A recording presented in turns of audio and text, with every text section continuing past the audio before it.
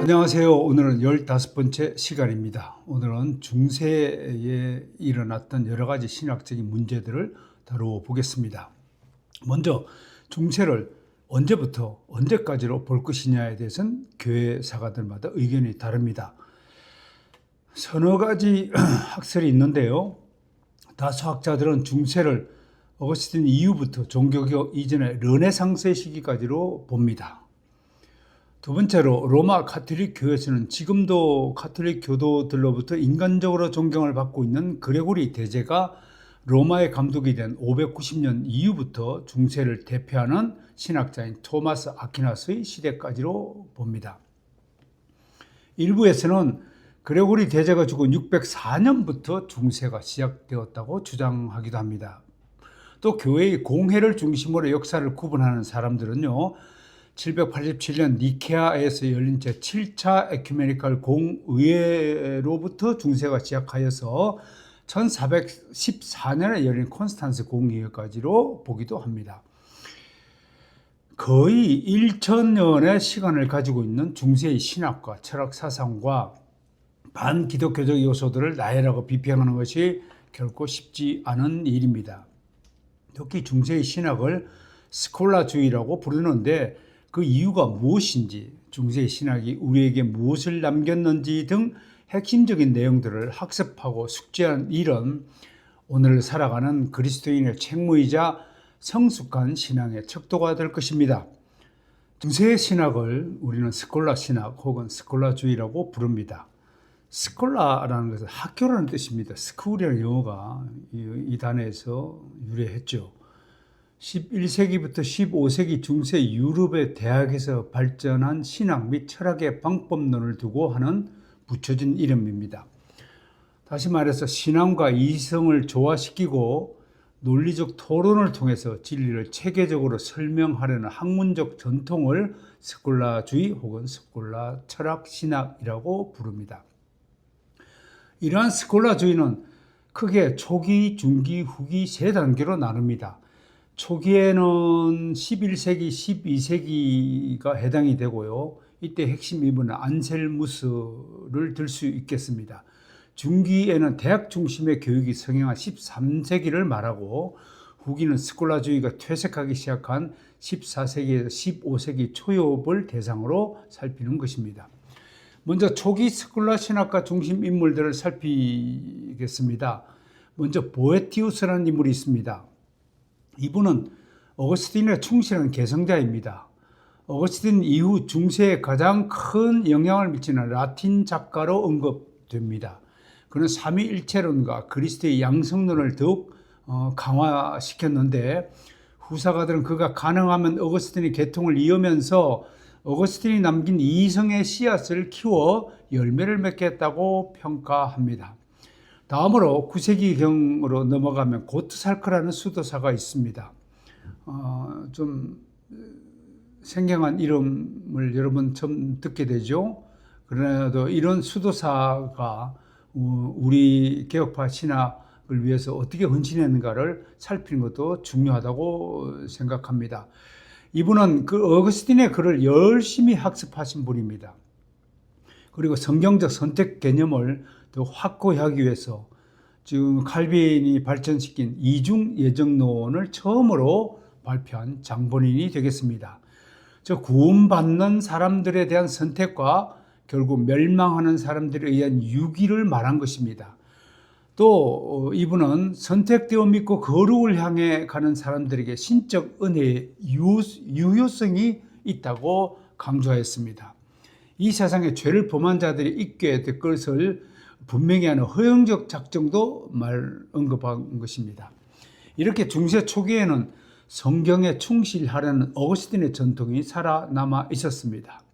그러나 점점 반성경적인 자들이 득세하였고, 그의 가르침은 결국 848년 메이엔에서 반대자들에 의해서 정죄를 당해, 그 다음에 고트살크는 무참히 채찍질을 당한 뒤 무기수가 되어서 수감 생활을 하고 운명하였다고 전해지고 있습니다. 이런 사실을 통해서 우리가 진리를 지키는 일이 얼마나 숭고한 일인가를 우리는 깨달아야 할 것입니다. 초기의 인물 중 가장 유명한 분은 누굴까요? 바로 캔터베리의 안셀름, 영어로 안셀무스라고 말하는 분이 계십니다. 1033년에 태어나서 1109년에 소천한 분이십니다. 안셀무스는 어거스틴의 가르침을 기초로 중세의 정통 신학자로 존경을 받습니다. 어느 날 자신의 신앙이 확고하지 못한 스스로를 자책하면서 호수 주위를 산책하다가 호수 안에 별이 가득 담긴 것을 보고 깨달았다는 겁니다. 뭘 깨달으냐? 유한안에, 호수라는 유한안 안에 하늘의 별이라는 무한히 담겼음을 깨닫고 자기 안에 내재한 주님을 찬양했다는 일화가 있습니다. 그래서 그는 이해하기 위해 믿는다는 유명한 말을 남겼습니다. 그에게 있어서 신앙은 반드시 지식을 겸비한 것이었습니다. 즉 신앙과 이성의 완벽한 조화가 중요하다고 역설한 것입니다. 한편으로 안셀무스는 온건한 실제론자로 평가를 받습니다. 특히 당시 영혼의 창조에 관한 논쟁이 뜨거울 즈음에 그는 영혼은 하나님이 직접 창조하신 것이지 그 부모로부터 유전된 것이 아니라고 정리했습니다. 나아가 그는 모든 인간이 가진 공동의 인간성 개념을 잘 생각하여서 아담 안에 있던 인간성이 각 사람에게 개별화되는 것이라고 생각하고서 아담은 창조되었지만 후대 사람들은 생육하는 것이라고 정리하였습니다. 다시 말해서 아담은 첫 조상으로서 모든 인간성의 씨앗의 형태로 그 안에 있다는 것으로서 모든 인간의 인간성은 아담과 동일 본질이라고 하였습니다. 이것이 바로 후대 언약 신학을 발전할 수 있는 하나가 토대가 되었다고 하는 것입니다. 유명한 교회 사가인 쉐드는 그의 원죄론과 구속론은 개혁주의 신학의 씨앗이라고 정의했습니다. 특히 안셀무스가 계시된 진리를 받아들이고 그것을 영적으로 비추어진 이성으로 파고든 것은 개혁신학에 매우 큰 기여를 했다는 것입니다. 한편으로 그의 대표작 중 하나는 왜 하나님이 인간이 되셨는가라는 작품이 있는데 아직도 많은 독자들로부터 사랑을 받고 있습니다. 이후 초기의 학자들로는 도덕적 구속론, 즉 도덕 가마스를 주장한 아벨라드가 있고요. 또 신비주의적 경향성을 지닌 클레르보의 버나드, 사탄 보석설 혹은 사탄 속상설의 빅토르의 휴고, 네권의 명제제불의 유명한 피트 롬바르드, 13세기의 안셀름과 비슷하게 구속의 필요성을 강조하면서 논의한 보나벤투라 등의 활약을 했습니다. 이분들의 이름도 참고적으로 기억하시면 여러분의 신앙에 도움이 될 것이라고 저는 생각을 합니다. 아무래도 중세의 전성기는 대학이 형성되고 본격적으로 대학에서 신학이 강의된 12세기 말에 비해서 13세기까지로 봅니다. 즉 중기의 신학을 들여다볼 필요가 있습니다. 이제 대학은 새로운 형태의 학교였습니다. 이전에는 수도원과 대성당에서 학교를 세워 운영했지만 이 시기부터 별도의 교육기관으로서 대학이 설립된 것입니다. 대표적인 대학으로 학생들이 길드처럼 모여 형성된 볼로냐 대학교와 교수들이 모여 형성된 파리 대학교가 있습니다. 이 당시 학문은 주로 어거스틴의 신학을 따르는 사람들과 토마스 아퀴나스를 중심으로 한 아리스토텔레스가 바른 이성의 해명자로 생각하는 사람들에 의한 가르침이 대립하던 시기였습니다. 어거스틴주의와 아리스토텔레스주의, 즉 토마스 아퀴나스주의의 대립이 핵심이라고 보면 되겠습니다. 이러한 사람들에 의해 발생한 르네상스는 중세의 스콜라주의를 더욱 강화시켰습니다. 무엇보다도 중기의 스콜라주의를 논할 때 빠짐없이 우리가 거론하고 학습해야 될 인물이 있습니다. 바로 스콜라 신학의 최고본으로 추앙을 받고 있는 토마스 아퀴나스가 그 장본인입니다. 5가지 신존재 증명으로도 여러분이 익히 잘 알고 있는 인물이 될 것입니다.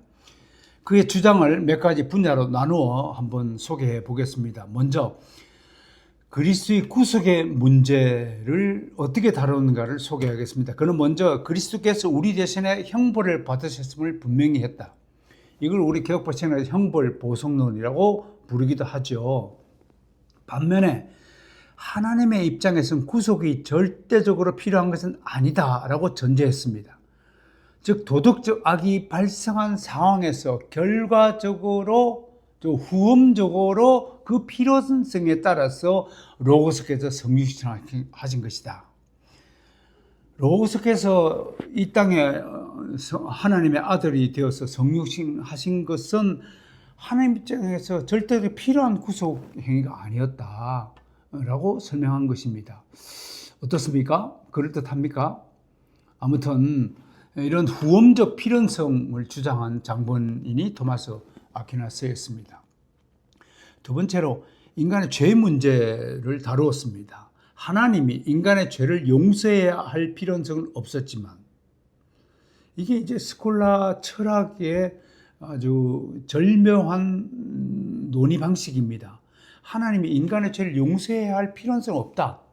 하나님에게는 어떤 의미도 없다는 것을 강조하는 말이겠죠. 필요성은 없었지만 하나님은 그의 의지의 행위로 죄에 대한 만족을 요구하기로 결정하시면 그 결정 때문에 하나님이 스스로 결정을 하셨으면 그 결정 때문에 성자의 성육신이 필요하다라고 주장하는 것입니다. 한편으로는 말장난 같기도 하고 아무튼 희한한 논리를 펼쳐 것이 아닌가 생각해 봅니다. 무엇보다도 아퀴나스는 그리스도의 순환의 문제를 깊이 다루었습니다. 그리스도께서 그의 순환으로 하나님의 공의를 만족시키셨고 그의 순종의 공로로 신자들에게 영생의 복을 얻을 수 있게 주셨다는 것입니다. 이는 요즘 한국 개혁신학 내에서 논쟁이 되고 있는 능동적 순종과 수동적 순종의 기원이 아퀴나스로부터 시작됐음을 알게 하는 대목입니다. 아퀴나스의 또 다른 기원은 구속자와 신자들의 신비한 연합의 교리를 제시한 것입니다. 신자들은 주님의 몸에 지체 드리라는 바울의 언급에 근거하여 성육신 하신 말씀이 죄인들의 속죄제와 구속이 될 수 있게 된다는 것을 잘 설명하였습니다. 그러나 아퀴나스의 이성적 논증과 신학적 시도는 하나님의 존재를 이성적으로 설명하는 중요한 시도였지만 개혁파 신학의 입장에서는 인간의 이성은 죄로 인해 전적으로 타락했기 때문에 구원에 이르는 하나님에 대한 참된 지식은 성경의 특별 계시를 통해서만 가능하다는 것을 강조합니다. 성경 한 구절을 한번 읽고 넘어가겠습니다. 로마서 1장 21절부터 23절입니다. 하나님을 알되 하나님을 영화롭게 아니하며 감사하지도 아니하고 오히려 그 생각이 허망해지며 미련한 마음이 어두워졌나니 스스로 지혜 있다 하나 어리석게 되어 썩어지지 아니하는 하나님의 영광을 썩어질 사람과 새와 짐승과 기어다니는 동물 모양의 우상으로 바꾸었느니라. 어떻습니까? 인간의 전적 타락이 절묘하게 사도 바울에 의해서 적용되고 있지 않습니까? 이제 다음으로 후기 스콜라 신학의 시기를 다루어 보겠습니다. 14세기, 15세기인데요. 이때는 둔스 스코투스와 윌리엄 오컴이 핵심적으로 활약한 시기입니다. 이 시기에는 유명론 등이 등장하여서 결국은 나중에 이것이 종교개혁에 일정한 영향을 준 것으로 평가를 받습니다. 이후 스콜라주의는 종교개혁과 함께 역사의 뒤안길로 사라졌습니다. 특히 칼빈은 스콜라주의를 매우 강한 어조로 경계하고 비판한 바 있습니다. 결론적으로 스콜라주의를 다음 몇 가지 내용으로 요약할 수 있겠습니다. 첫째, 성경과 교부들의 가르침을 체계적으로 정리하여서 신앙과 이성의 조화를 시도했습니다. 이건 아주 우리 신학의 학문적 방법론에 큰 기여를 한 것이죠. 둘째, 아리스토텔레스 철학을 적극 활용했습니다. 이게 좀 허점이 되겠습니다. 어거스틴주의를 적극 활용한 것이 아니라 자연주의를 신학에 도입한 결과를 나타내었다고 평가할 것입니다. 세 번째, 학습법으로 논박의 학습법을 사용했습니다. 즉 질문하고 반론하고 답변하는 형식으로 대학교에서 이런 학습법으로 공부를 시킨 것입니다.